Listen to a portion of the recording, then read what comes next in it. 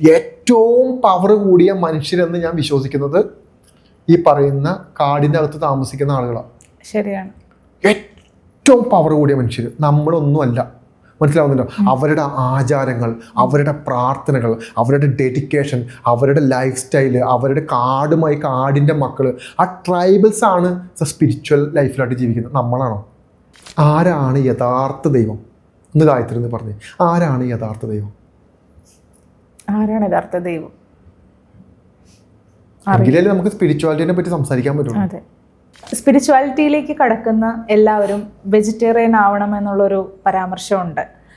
സത്യത്തിൽ റോജൻ ബാബാജിയുടെ അഭിപ്രായത്തിൽ എങ്ങനെയാണ് ഈ നോൺ വെജ് കഴിക്കുന്ന ആൾക്കാർക്ക് ആർക്കും സ്പിരിച്വൽ ആവാൻ സാധിക്കില്ല എന്നാണോ പറയുന്നത്?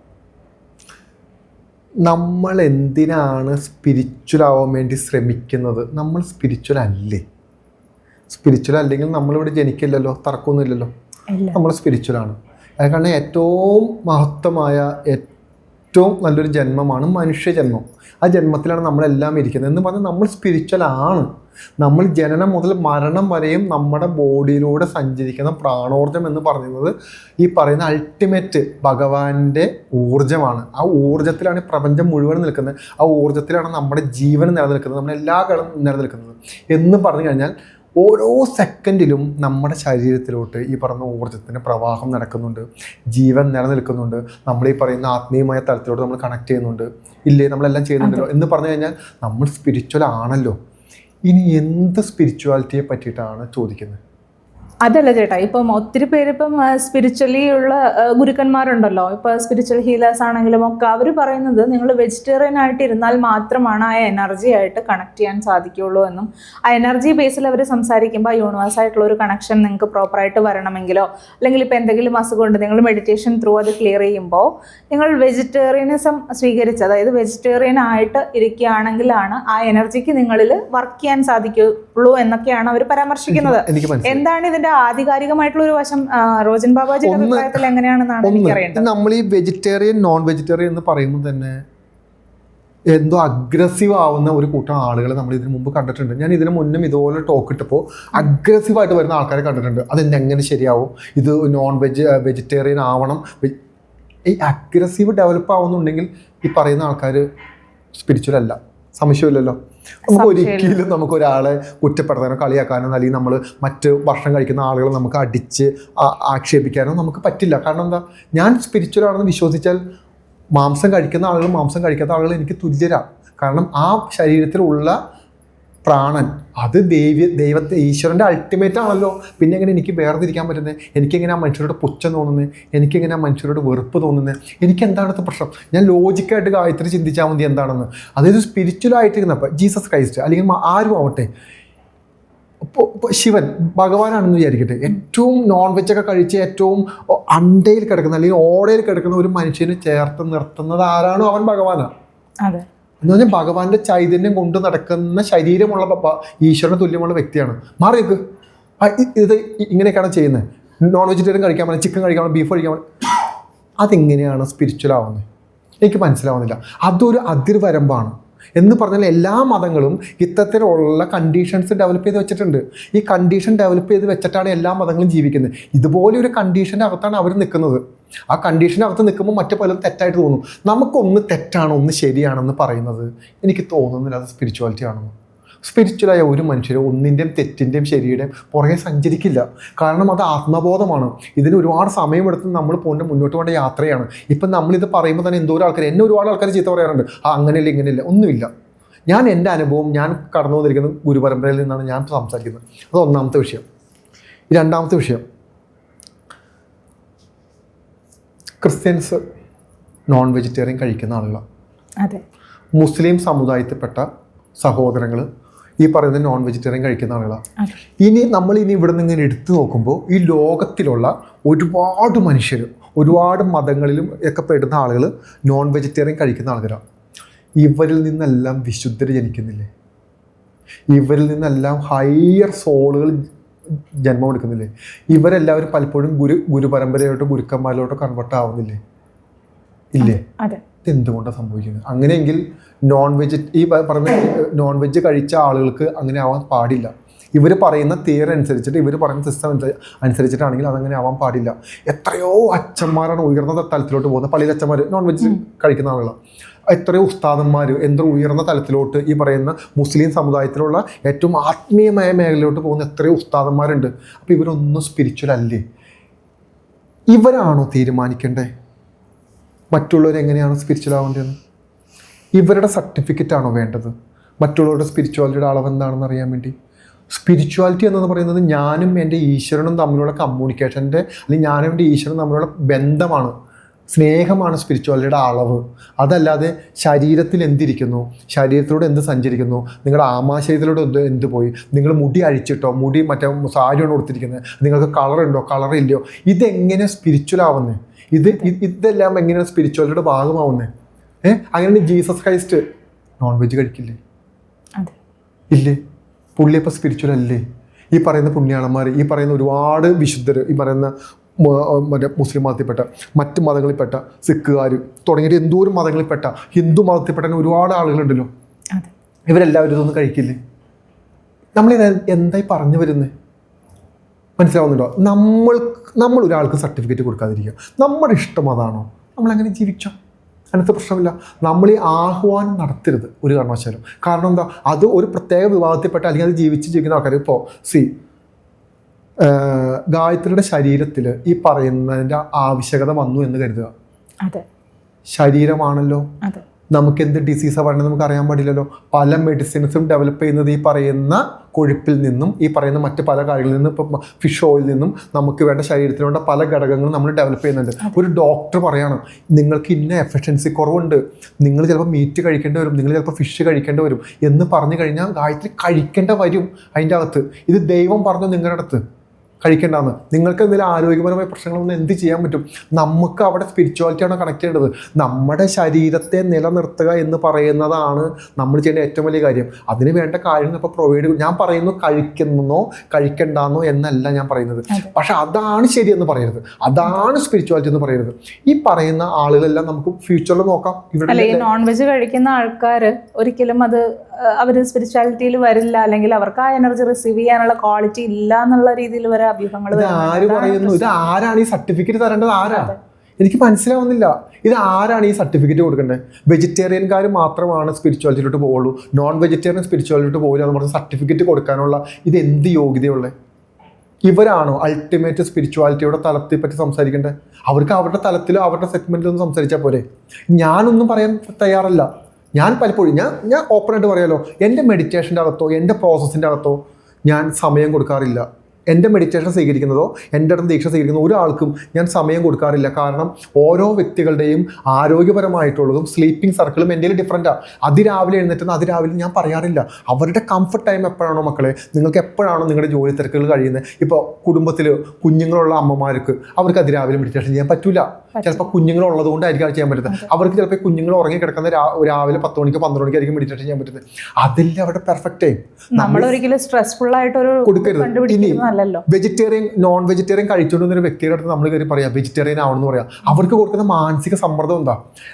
ഞാൻ പറയട്ടെ, നമ്മൾ സ്പിരിച്വൽ ആയി തുടങ്ങുമ്പോൾ, നമ്മൾ സ്പിരിച്വൽ എനർജിയിലോട്ട് കണക്ട് ആയി തുടങ്ങി മുന്നോട്ട് പോകുന്ന സമയത്ത് നമ്മൾ നോർമലായിട്ട് ഈ നോൺ വെജ് ഫുഡ് നമ്മൾ അവസാനിപ്പിക്കും, നമ്മൾ നിർത്തും. അത് നോൺ വെജ് ഫുഡ് മാത്രമൊന്നുമല്ല, ഈ പറയുന്ന ഡ്രഗ്സ്, ഈ പറയുന്ന നോൺ വെജ്, മറ്റു പല കാര്യങ്ങളും നമ്മൾ അവസാനിപ്പിക്കും. എന്ന് പറഞ്ഞു കഴിഞ്ഞാൽ അത് നമ്മളെ ബാധിക്കുന്നുണ്ട് എന്ന് നമുക്ക് തോന്നി തുടങ്ങണം. നമുക്ക് തോന്നി തുടങ്ങുമ്പോഴാണ് നമുക്കത് അവസാനിപ്പിക്കാൻ മനസ്സ് വരുന്നത്. നമ്മൾ അവസാനിപ്പിക്കുമ്പോഴാണ് നമ്മൾ ഈ പറയുന്ന കുറച്ചുകൂടി പ്യുവർ ആയിട്ടുള്ള എനർജികൾ നമുക്ക് സെൻസ് ചെയ്യാൻ പറ്റുന്നത്. അതല്ലാതെ അത് കഴിച്ചുകൊണ്ടിരുന്നത് നമുക്ക് സ്പിരിച്വൽ ആവാൻ പറ്റും. അതിനകത്ത് ഒരു കുഴപ്പവും നമുക്കില്ല. അങ്ങനെയെങ്കിൽ ഈ പറയുന്ന 2 മതങ്ങളിൽപ്പെട്ട ആളുകൾക്കും സ്പിരിച്വൽ ആവാൻ പറ്റില്ലല്ലോ. അങ്ങനെയെങ്കിൽ ഇവർ കാണിക്കുന്ന കള്ളത്തരമല്ലേ? ഇത് തെറ്റായ രീതിയാണ്. ഇത് നമ്മൾ ഒഴിവാക്കപ്പെടേണ്ട കാര്യമാണ്. നമുക്ക് നമ്മുടെ കാര്യം പറയാം, അങ്ങനെയാണെന്ന് പറയാൻ പറ്റൂല. അത് ഒരു കാരണവശാലും. ഇനിയിപ്പോൾ നമുക്ക് ഇങ്ങനെ എടുത്തു നോക്കാം, കൗളമാർഗം എടുത്തു നോക്കാം. കൗളമാർഗത്തിലും ഈ പറയുന്ന എല്ലാ ഈശ്വരന്മാരും ഉണ്ടല്ലോ. ഇവർക്കെല്ലാവരും നമ്മൾ ബലി കൊടുക്കാറുണ്ടല്ലോ. ചിലപ്പോൾ രക്തം കൊടുക്കാറുണ്ട്, രക്തത്തിന് പകരം മറ്റു പല കാര്യങ്ങൾ കൊടുക്കാറുണ്ട്. ഇനി ചില വളരെ സീക്രട്ടായിട്ടുള്ള പല ബാധ ഒഴിപ്പിക്കലും ഈ പറയുന്ന ഹോമങ്ങൾക്ക് നമ്മൾ പന്നി ഇറച്ചി തൊട്ട് ഇറച്ചികൾ, മാംസങ്ങൾ നമ്മൾ കൊടുക്കുന്നുണ്ട്. ഭദ്രകാളിക്ക് കൊടുക്കുന്നുണ്ടല്ലോ, ദേവിക്ക് കൊടുക്കുന്നുണ്ടല്ലോ, ശിവന്. പല ക്ഷേത്രങ്ങളിലും ഈ പറയുന്ന കാര്യങ്ങൾ നോൺ വെജ് നമ്മൾ നേർച്ചയായിട്ട് കൊടുക്കുന്നുണ്ടല്ലോ. അതെന്തുകൊണ്ടാണ്? അങ്ങനെയെങ്കിൽ ഇവരൊന്നും സ്പിരിച്വൽ അല്ലേ? ഒന്ന് ആലോചിച്ച് നോക്കൂ. അത് നമ്മൾ ഏത് തലത്തിൽ നിന്നത് ചിന്തിക്കണ്ടേ? നമ്മുടെ മാർഗം മാത്രം ശരിയാണ്. ഈ ദൈവങ്ങൾക്ക് കൊടുക്കും. അപ്പോൾ ദൈവങ്ങളല്ലേ ഇത് തീരുമാനിക്കണ്ടേ? കാളിക്ക് കൊടുക്കുന്നുണ്ട്, ദുർഗയ്ക്ക് കൊടുക്കുന്നുണ്ട്, പല പല പല ദേവിമാർക്ക്, പല ആളുകൾക്ക് നമ്മൾ ഈ പല മാർഗത്തിലൂടെ നമ്മൾ കൊടുക്കുന്നുണ്ട്. മനസ്സിലാവുന്നില്ല? അതിനെല്ലാം അവിടെ ഇത് റിസൾട്ട് ഉണ്ടല്ലോ. ഞാൻ കൗൾമാർഗം ചെയ്യുന്ന ഒരാളല്ല, ഞാൻ കണ്ടിട്ടുണ്ട്, കേട്ടിട്ടുണ്ട്, അത്ര എനിക്ക് അറിയുള്ളൂ. എങ്കിൽ പോലും എനിക്കറിയാം ഇതിങ്ങനെയാണെന്ന്. അപ്പോൾ അവിടെ ഇങ്ങനെയാണ് റിസൾട്ട് വരുന്നത്. അതായത് ഈ മാർഗത്തിലൂടെ പൂജകളും ഈ മാർഗത്തിലൂടെ ഇപ്പോൾ ദേവിക്ക് രക്തം കൊടുക്കുക അല്ലെങ്കിൽ മാംസം കൊടുക്കുകയൊക്കെ ചെയ്തു കഴിഞ്ഞാൽ പ്രസാദിക്കുന്നു. ആ വരുന്ന ഭക്തന് അതിൻ്റെ ആനുകൂല്യം ലഭിക്കുന്നു, റിസൾട്ട് ലഭിക്കുന്നു. അതെങ്ങനെ? അങ്ങനെയെങ്കിൽ ദേവി അപ്പോൾ ആരാ? ഈ പറയുന്ന ഭഗവാൻ ആരാ? അപ്പോൾ ഇത് സങ്കല്പമല്ലേ? മനുഷ്യന് ഭക്ഷിക്കാനല്ലേ ഇതെല്ലാം സൃഷ്ടിച്ച് വെച്ചിരിക്കുന്നത്. എന്നാണല്ലോ നമ്മൾ പൊതുവെ വിശ്വസിക്കുന്ന മാർഗം. നോൺ വെജ് കഴിക്കുമ്പോൾ ഉണ്ടാകുന്ന ചില ശാരീരികമായിട്ടുള്ള മാറ്റങ്ങളും ചില ഗ്യാസ്ട്രിക് ആയിട്ടുള്ള ഇഷ്യൂസും ഡൈജഷനുമായി ബന്ധപ്പെട്ട ഇഷ്യൂസും മോഷനുമായി ബന്ധപ്പെട്ട ഇഷ്യൂസും തുടങ്ങിയ ഒരുപാട് കാര്യങ്ങൾ നമുക്ക് സംഭവിക്കും. ഇതിനെല്ലാം മറികടന്ന് ഒരു നോൺ വെജ് ആണെങ്കിൽ ഒരു വെജിറ്റേറിയൻ ഫുഡ് ആണെങ്കിൽ കുറച്ചുകൂടി ഏറ്റവും സുഖകരമായ ഒരു അവസ്ഥയിലൂടെ നമുക്ക് പോകാം എന്ന് വിശ്വസിക്കുന്ന ഒരാളാണ് ഞാൻ. ഒരിക്കലും ഭക്ഷണമല്ല. പോയിസൺ എന്ന് പറയുന്നത് നമ്മുടെ ചിന്തയാണ്. നോൺ വെജ് കഴിച്ചോ കഴിച്ചില്ല എന്നുള്ളതല്ല, പോയിസണിങ് ആയിട്ടുള്ള ചിന്തയാണ് നിങ്ങളുടെ ഉള്ളിലെങ്കിൽ നിങ്ങളിനി നോൺ വെജ് കഴിച്ചാലും കഴിച്ചില്ലെങ്കിലും നിങ്ങളിനി എത്ര വലിയവനാണെങ്കിലും നടക്കില്ല, നിങ്ങൾ സ്പിരിച്വാലിറ്റിയോട്ട് കടക്കില്ല. ആദ്യം ഇതാണ് ക്ലിയർ ചെയ്യേണ്ടത് എന്ന് വിശ്വസിക്കുന്ന ഒരാളാണ് ഞാൻ. ഇതിൻ്റെ ഉള്ളിൽ നിന്ന് ഉള്ള ഈ കുത്തിത്തിരിപ്പുകളും ഇതിൻ്റെ ഉള്ളിൽ നിന്ന് നമ്മൾ ചിന്തിക്കുന്ന നെഗറ്റീവായ ചിന്തകളും മറ്റുള്ളവർ മോശമാണെന്നും മറ്റുള്ളവർ ശരിയല്ല എന്നും നമ്മൾ ചെയ്യുന്നത് മാത്രമാണ് ശരിയെന്നും തുടങ്ങിയിട്ടുള്ള ഈ ചിന്ത, ഇതാണ് ഏറ്റവും വലിയ പോയിസൺ. ഇതൊരു നോൺ വെജ് അല്ലേ ശരിക്കും. പോസിറ്റീവായി ചിന്തിക്കുന്ന ആൾക്കാർ വെജ് എന്ന് പറയുന്നത്, നമ്മൾ നെഗറ്റീവായി ചിന്തിക്കുന്ന നമുക്ക് വേണമെങ്കിൽ ഭക്ഷണക്രമത്തിൽ നമുക്ക് നോൺ വെജ് ആയിട്ട് ചിന്തിച്ചൂടെ? അത് നെഗറ്റീവ് അല്ലേ? ഇത് ചിന്തിക്കാതെ എങ്ങനെ നമുക്ക് മറ്റുള്ളവരോട് കിടക്കാൻ പറ്റുന്നത്? ഞാൻ പറയുന്ന സ്പിരിച്വലായ ആളുകൾക്ക് നമ്മൾ കുറച്ചുകൂടി കാലഘട്ടം കഴിയുമ്പോൾ നമുക്ക് മനസ്സിലാക്കാൻ പറ്റും ഇവർ സ്പിരിച്വൽ ആണോ ഇവർ മറ്റേതെങ്കിലും കാര്യങ്ങളാണോ എന്ന് നമുക്ക് മനസ്സിലാക്കാൻ പറ്റും. കാലം തെളിയിക്കട്ടെ, മനസ്സിലാവുന്നില്ല. ഇത് മുന്നോട്ട് പോട്ടെ. അതല്ലാതെ ഭക്ഷണത്തിലാണെന്ന് ഞാൻ ഒരിക്കലും വിശ്വസിക്കുന്നത്, ഞാൻ അങ്ങനെ വിശ്വസിക്കാത്ത ഒരാളാണ്. ഞാൻ പറയുന്നത്, ഞാൻ സമയം കൊടുക്കാറില്ല എൻ്റെ മെഡിറ്റേഷനിൽ, ഞാൻ ഈ പറയുന്ന ഭക്ഷണക്രമങ്ങൾ കൊടുക്കാറില്ല, ഒരു ലൈഫിൽ ഒരു കാര്യം കൊടുക്കാറില്ല. എന്നാൽ അതെല്ലാം അവർക്ക് തനിയെ നിൽക്കാറുണ്ട്. തനിയെ നിന്ന് അവർ നോർമൽ ലൈഫിലോട്ട് വരും. അവർക്ക് ജീവിക്കാൻ പറ്റുന്ന ജീവിക്കട്ടെ. സർവൈവിങ് അല്ലേ അൾട്ടിമേറ്റ്, അതിജീവനമല്ലേ അൾട്ടിമേറ്റ്. നമ്മൾ ഏതെങ്കിലും സ്ഥലത്ത് പോയി പെട്ടുപോയി, നമുക്ക് വേറെ ഒന്നും കഴിക്കാൻ കിട്ടുന്നില്ല, പട്ടിണി കിടന്ന് മരിക്കണോ? ഇവിടെ ഒരു വെള്ളപ്പൊക്കം വന്നു എന്ന് വിചാരിക്കാം. നമ്മൾ കഴിഞ്ഞ പ്രാവശ്യം നമുക്ക് സംഭവിച്ചല്ലോ, ഒരു ഫ്ലഡ് വന്നല്ലോ, നമുക്ക് ഭക്ഷണം കിട്ടാൻ നമ്മൾ ദ്വീപിനകത്ത് വിട്ടുപോയി. നമ്മൾ നോൺ വെജ് ചിലപ്പോൾ കഴിച്ച് പോകും കൈത്രി. ആ ദ്വീപിനകത്ത് ഒന്നും കിട്ടാനില്ല, മീൻ മാത്രമേ കിട്ടാനുള്ളൂ. നമ്മൾ ചിലപ്പോൾ മീനെ പിടിച്ച് പച്ചയ്ക്ക് തിന്നും. ഇത് മനുഷ്യൻ്റെ അവസ്ഥയാണ്, മനസ്സിലാവുന്നുണ്ടോ? അവിടെയും ഈശ്വരൻ നമ്മുടെ ശരീരത്തെ നിലനിർത്തുക എന്ന് പറയുന്നതാണ് നമ്മുടെ സ്പിരിച്വാലിറ്റിയുടെ ഏറ്റവും വലിയ പവർ. ആ ശരീരത്തെ നിലനിർത്തണമെങ്കിൽ ആ ശരീരത്തിന് ഈ ഭൂമിയിൽ ആവാസന വ്യവസ്ഥയുമായി ജീവിക്കുമ്പോൾ അതിൻ്റേതായ ചില മാറ്റങ്ങൾ വരുത്താൻ പറ്റും, കാര്യം ചെയ്യാൻ പറ്റും. ഇനി നമ്മൾ കഴിക്കുന്ന ഓരോ ഭക്ഷണത്തിനും എത്രയോ ലക്ഷക്കണക്കിന് സൂക്ഷ്മജീവികൾ അടങ്ങിയിട്ടുണ്ട്. ഗായത്രി കുടിക്കുന്ന ഒരു ഗ്ലാസ് വെള്ളത്തിൻ്റെ അകത്ത്, ഭക്ഷണത്തിൻ്റെ അകത്ത്, ഒരു ഭക്ഷണം 1 മണിക്കൂർ വെച്ച് കഴിഞ്ഞാൽ ഓരോ മിനിറ്റിലും സൂക്ഷ്മ ജീവികൾ കൂടിക്കൊണ്ടിരിക്കുക. നമ്മുടെ തലയുടെ അകത്ത് പേൻ തുടങ്ങിയിട്ടുള്ള എന്തൊക്കെ ജീവികൾ നമ്മുടെ ശരീരത്തിലുള്ള, നമ്മൾ കുളിക്കാൻ പോലും പാടില്ല. നമ്മുടെ സീരിയസ് ആണല്ലോ, നഖത്തിന്റെ ഉള്ളിൽ വരെ ലക്ഷക്കണക്കിന് ജീവികൾ അടങ്ങിയിട്ടുണ്ട്. അങ്ങനെ ഈ ചില കൈലാസത്തിലും കാശിയിലും ഒക്കെ കുളിക്കാതെ നടക്കുന്ന പല ഘോരീസിനെയും സന്യാസിമാരെയൊക്കെ നമ്മൾ കാണുന്നുണ്ടല്ലോ. നമ്മുടെ ശരീരത്തിൽ അത്രയും കോടിക്കണക്കിന് ജീവികൾ അത് ആവാസ വ്യവസ്ഥയായിട്ട് ജീവിക്കുന്നുണ്ട്. നമ്മുടെ ശരീരത്തിൻ്റെ അകത്ത്, നമ്മുടെ കക്ഷത്തിലും നമ്മുടെ ഉടുക്കിലും നമ്മുടെ മൂക്കിലും വയലൊക്കെ ജീവിക്കുന്നുണ്ട്. ഈ സോപ്പിട്ട് കുളിക്കുമ്പോൾ എന്താ സംഭവിക്കുന്നത്? നമ്മുടെ ശരീരം, നമ്മള് ജംസിനെയൊക്കെ നമ്മൾ അതിൽ നിന്ന് പ്രൊട്ടക്ഷൻ ജംസ് ഒരു ജീവിയല്ലേ? അതെ, വലിയ ജീവി ചെറിയ ജീവി എന്നുള്ളൊരു അങ്ങനെ ഒരു അളവുണ്ടോ ശരിക്കും? നമ്മുടെ ശരീരത്തിനെ പ്രൊട്ടക്ട് ചെയ്യാൻ വേണ്ടിയിട്ട് നമ്മൾ സേഫ് ആയിട്ട് ഹൈജീനിക് ആയിട്ട് നമ്മുടെ ശരീരത്തിനെ പ്രൊട്ടക്ട് ചെയ്യാൻ വേണ്ടി നമുക്കൊരു ജീവനെ കൊല്ലാം. ഇത് തന്നെയല്ലേ മറ്റുള്ള മനുഷ്യരും ചെയ്യുന്നത്. അതായത് ഞാൻ ഡെയിലി രാവിലെ എഴുന്നേറ്റ് സോപ്പ് എന്ന് പറഞ്ഞാൽ ആൽക്കലി ആണല്ലോ. ഈ സോപ്പിട്ട് കുളിക്കുമ്പോൾ എല്ലാ സാധനങ്ങളും ഡെഡായി പോകണല്ലോ ശരീരത്തിൽ. തലയിൽ ജീവിക്കുന്ന പേന ഉൾപ്പെടെ എല്ലാം നശിച്ചു. അങ്ങനെ നമ്മൾ ഈ ജീവനെ കൊല്ലാല്ലേ? ഇങ്ങനെ ചെയ്യാതെ ഏതൊരു വ്യക്തിക്ക് രാവിലെ തൊട്ട് ജീവിക്കാൻ പറ്റാം? ഒരു ഗ്ലാസ് വെള്ളം കുടിക്കാൻ പറ്റും, ഒരു ഗ്ലാസ് വെള്ളം തിളപ്പിക്കാൻ പറ്റും, എന്തെങ്കിലും ഭക്ഷണം കഴിക്കാൻ പറ്റും. അപ്പോൾ പറയാം അതെല്ലാം സൂക്ഷ്മജീവികളല്ലേ? സൂക്ഷ്മജീവികൾക്ക് എന്താ ജീവനില്ലേ? ഈ സൂക്ഷ്മജീവികളും ദൈവത്തിൻ്റെ ഇതിൽ നിന്ന് വന്നതല്ലേ? അവർക്കും ജീവിക്കാനുള്ള അവകാശമില്ലേ? ഇല്ലല്ലോ, അങ്ങനെയില്ല. നമ്മുടെ ശരീരത്താണെങ്കിൽ നമ്മുടെ ശരീരത്തിനെ പ്രൊട്ടക്റ്റ് ചെയ്യണം. നമ്മുടെ ശരീരത്തിന് വേണ്ട ഈ പറയുന്ന പോഷകത്തിൻ്റെ കുറവുകൾ സംഭവിക്കുകയോ മറ്റെന്തെങ്കിലും ഡെഫിഷ്യൻസി ഉണ്ടെങ്കിൽ നമ്മളതിനെ മാനേജ് ചെയ്യണം. എന്ന് പറഞ്ഞു കഴിഞ്ഞാൽ നമ്മളെ സംരക്ഷിക്കുക എന്ന് പറയുന്നതാണ് കടമ.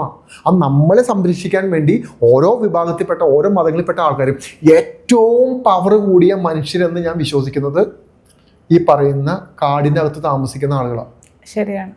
ഏറ്റവും പവർ കൂടിയ മനുഷ്യർ നമ്മളൊന്നുമല്ല. മനസ്സിലാവുന്നുണ്ടോ? അവരുടെ ആചാരങ്ങൾ, അവരുടെ പ്രാർത്ഥനകൾ, അവരുടെ ഡെഡിക്കേഷൻ, അവരുടെ ലൈഫ് സ്റ്റൈല്, അവരുടെ കാടിൻ്റെ മക്കൾ, ആ ട്രൈബൽസ് ആണ് സ്പിരിച്വൽ ലൈഫിലായിട്ട് ജീവിക്കുന്നത്. നമ്മളാണോ? ശരിയാണ്. ആലോചിച്ച് നോക്കി, നമ്മളെവിടെ സ്പിരിച്വൽ ലൈഫായിട്ട് ജീവിക്കുന്നത്? നമ്മളിവിടെ നിന്ന് നോൺ വെജ് കഴിച്ചില്ലെന്ന് പറഞ്ഞപ്പോൾ എന്നെ പ്രശ്നമുണ്ട്. ഇവിടെ വെജിറ്റേറിയൻ ആണെന്ന് പറഞ്ഞപ്പോൾ എന്നെ ഭൂമിയിൽ എന്നെ മാറ്റം വരാനുള്ള ആ സമയം കൊണ്ട് 10 മരം നട്ടുപിടിപ്പിക്കാമല്ലോ, ആ സമയം കൊണ്ട് മറ്റേതെങ്കിലും കാര്യങ്ങൾ ചെയ്യാലോ. ഇതല്ലേ ചെയ്യണ്ടേ? അപ്പോൾ ഇതൊന്നും ചെയ്യാതെയല്ലേ നമ്മൾ ചെയ്യുന്നത് എന്ന് പറഞ്ഞു കഴിഞ്ഞാൽ ഈ ട്രൈബൽസ് എങ്ങനെ ജീവിക്കുന്നത്? അവർ ഇത്തരത്തിലുള്ള കാര്യങ്ങളെല്ലാം കഴിച്ചാൽ ജീവിക്കുന്നത്. അപ്പോൾ ഇവർ സ്പിരിച്വൽ അല്ല എന്നാണ് പറയുന്നത്. ട്രൈബ്സ് സ്പിരിച്വൽ അല്ല, പള്ളിയിലച്ചന്മാർ സ്പിരിച്വൽ അല്ല, ഉസ്താക്കന്മാർ സ്പിരിച്വൽ അല്ല, മറ്റു ലോകത്തിൽ ഒരു മനുഷ്യനും സ്പിരിച്വൽ അല്ല, നമ്മൾ മാത്രം സ്പിരിച്വൽ. അതെന്ത് മാനസികാവസ്ഥയാണ്? ഒന്നും ആവാതിരിക്കട്ടെ, ഇത് ആരാണ് എവിടെയാണ് പറഞ്ഞു വെച്ചിരിക്കുന്നത്? എന്തായാലും ഇതെൻ്റെ മാത്രം ഒപ്പീനിയനാണ് കേട്ടോ. നന്നായി പ്രണയിക്കുക ഭഗവാനെ, ഏത് ഈശ്വരനെയാണെങ്കിലും നന്നായി പ്രണയിക്കുക. മറ്റൊരു മനുഷ്യരോട് അവരെ വേദനിപ്പിക്കാതിരിക്കുക. തിരിച്ച് നമ്മളെ വേദനിപ്പിച്ചാൽ നമ്മൾ പറഞ്ഞു കൊടുക്കുക, എനിക്ക് വേദനിക്കുന്നു പറഞ്ഞു കൊടുക്കുക. പറ്റുന്നവർക്ക് നമ്മൾ സപ്പോർട്ട് കൊടുക്കുക. യോഗ്യതയുള്ള മനുഷ്യർക്ക് നമ്മൾ സപ്പോർട്ട് കൊടുക്കുക. നമ്മളെ കുറച്ചുകൂടി മനോഹരമായിട്ട് കുറച്ചുകൂടി നമ്മൾ തന്നെ ഒന്ന് ചേർത്ത് നിർത്തുക. മതി, വേറെ ഒന്നും വേണ്ട. ഇത്രയും ചെയ്താൽ മതി. യഥാർത്ഥ ദൈവവിശ്വാസി ഈ പറയുന്നതൊന്നുമല്ല. ആരാണ് യഥാർത്ഥ ദൈവം? ഒന്ന് ഗായത്രി എന്ന് പറഞ്ഞേ, ആരാണ് യഥാർത്ഥ ദൈവം? ആരാണ് യഥാർത്ഥ ദൈവം? എങ്കിലല്ലേ നമുക്ക് സ്പിരിച്വാലിറ്റിനെ പറ്റി സംസാരിക്കാൻ പറ്റുള്ളൂ.